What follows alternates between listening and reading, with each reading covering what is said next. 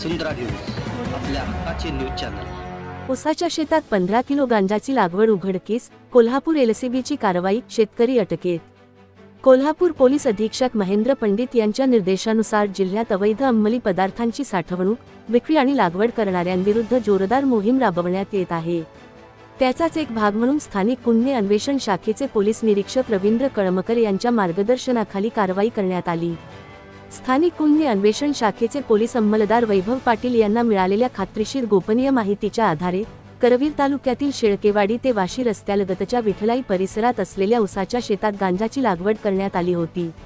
दिनांक 17 एप्रिल 2025 रोजी एलसीबीच्या पथकाने छापा टाकत शेतकरी जयदीप यशवंत शेळके वय 42, राहणार शेळकेवाडी, तालुका करवीर याला ताब्यात घेतले।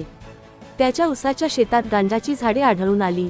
पंचासमक्ष कायदेशीर कारवाई करून एकूण 15 किलो वजनाचा ओला गांजा आणि इतर साहित्य असा एकूण 1,50,500 रुपये किंमतीचा मुद्देमाल जप्त करण्यात आला आहे।